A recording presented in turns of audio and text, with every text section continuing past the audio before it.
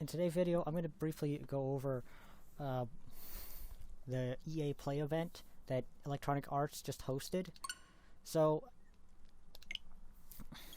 as you know, EA just had a live stream of sorts just a couple hours ago, and I'm going to be honest, I didn't really care all that much about it. You know, I don't really play EA games that much. I don't play sports games, really, almost at all, really. The only reason I was watching was because I was hoping that maybe they'd announce some stuff for Nintendo Switch, since EA were called out by their own investors as to EA themselves were asked by their own investors at an investors meeting why it was that they didn't support the Nintendo Switch, and that was like a number of months ago, and of course now Nintendo Switch obviously is successful, so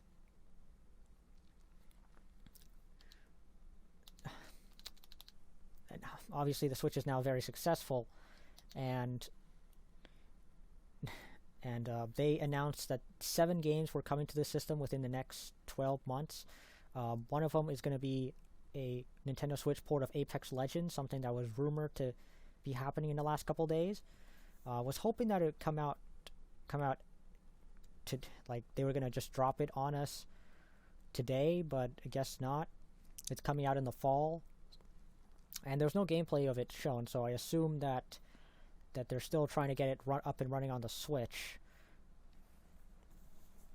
Funny enough, Respawn Entertainment were asked a couple years ago about whether or not they were going to bring Titanfall to the Switch, and they just said fuck no. So here we are, like almost 3 years later, and they just did a complete turnaround on their, and now here they are making a game for the Switch.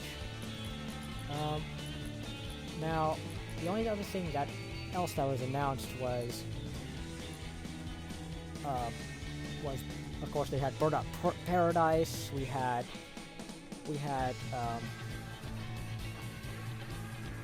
Burnout Paradise, which is coming out very shortly, and then of course, and one thing that they did not necessarily announce but did show up on their website was that they're going to be bringing over FIFA 21 to the Switch, but like FIFA 20, however, it's going to be a legacy edition. So really, it's just FIFA 19 with updated kits and rosters. So, and that's really it, and that's very disappointing to see. I mean, they wonder why the Switch version doesn't do well. Well, this is why, and I assume that they know this, and they're probably just don't want to put the effort into doing it. Probably because they make a lot more money on other platforms, maybe. So yeah, there's that.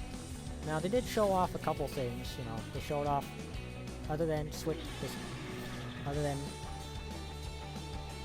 actually no. So yeah, that's three of the 7 games.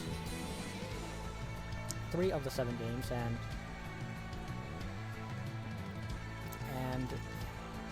as for the other 4, it's anybody's guess as to what they are. I mean, it could be just, I mean, one of those 4 games could be just FIFA 22 that they've yet to announce.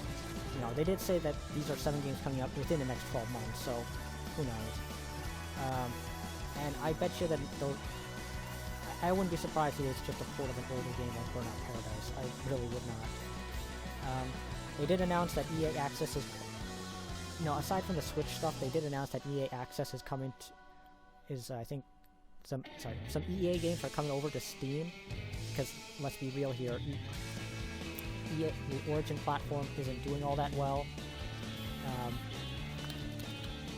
and might as well sell it on a platform that has a massive install base, and of course Steam has that. Honestly surprised they didn't just go for the Epic Games Store, make it exclusive there just to get a higher cut. What else was there? Oh yeah, a new Skate game just got announced, so that's neat. I think they showed off a tech demo of sorts for like for FIFA and Madden for PS5 and Xbox Series X.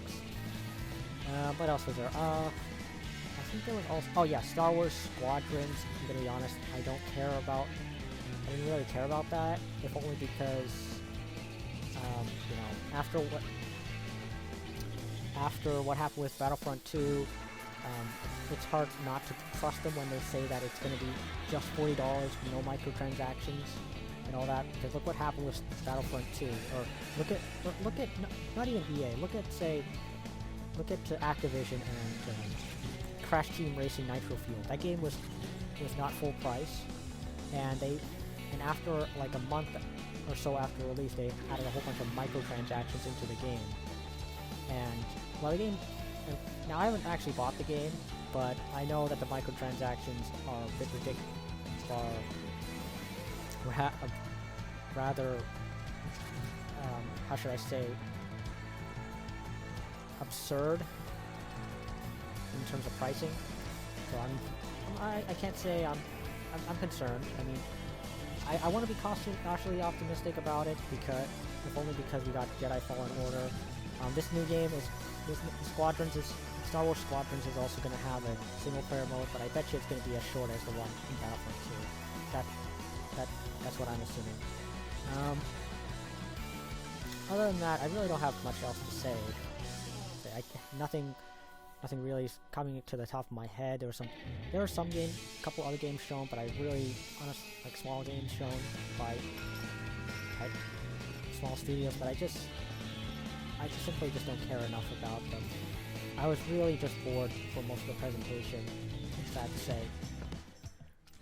Anyways, guys, I think that pretty much wraps it up for what I had to say. Well, as always, thank you guys so much for watching, and take care. I'll see you next time. Bye.